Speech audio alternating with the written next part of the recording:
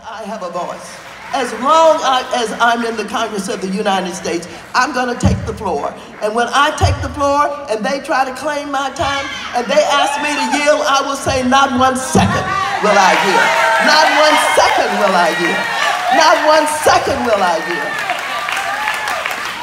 And so, ladies and gentlemen, as you go about your daily lives, many of you are still in jobs where they're discriminating against you. You're not making the pay that you're supposed to make. You don't have the position that you're supposed to have. And you keep going and you keep hoping and you keep thinking that they're going to get better, that things are going to change. It's not going to change until you decide that you're going to make a change.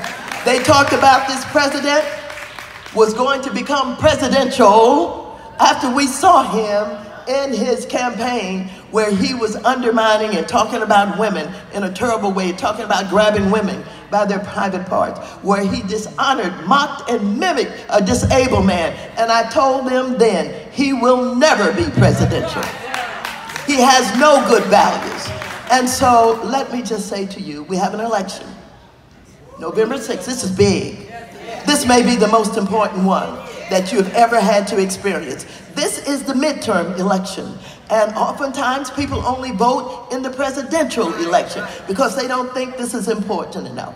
But this is absolutely important. First of all, if we take back the House, most of the members of the Congressional Black Caucus will be chairs of the committees of the Congress of the United States of America.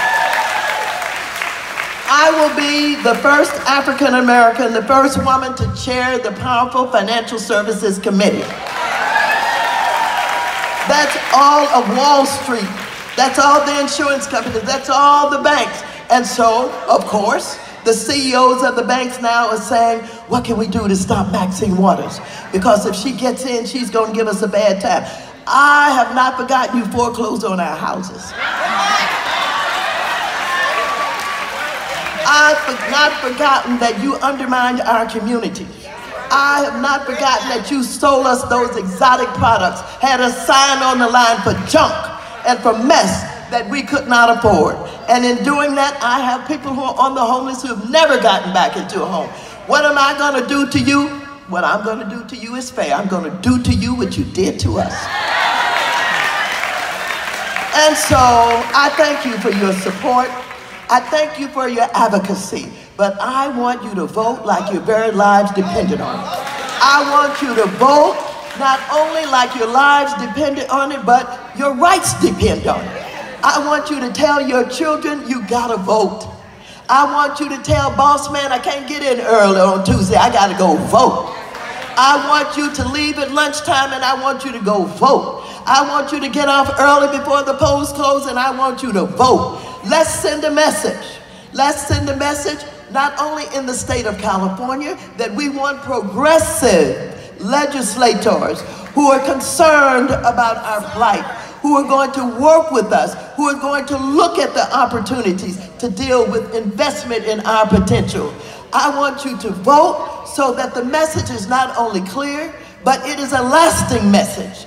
It is a message that we have arrived at our potential, and we know our power, and we know our influence. And while I'm saying that, black women all over this country are running for office at the state legislatures, at the city councils. We have I think about 6,000 of them running. But guess what? There, in my estimation, is going to be a black woman governor of the state of Georgia. Her name is Stacey Abrams. And I want you to know it's only a few days left until November 6th, but you can still send her a check. I don't care if it's but $1. I don't care if you go on the internet, act blue, and send her $2. Let her know that we love her. Let her know that we respect her. Let her know that we are thrilled that she comes with the kind of competence and the kind of leadership that will show the entire South that we have arrived. Thank you very much. Thank you very much. I love you all. Thank you for this honor. Thank you for this recognition. I will cherish it for the rest of my life.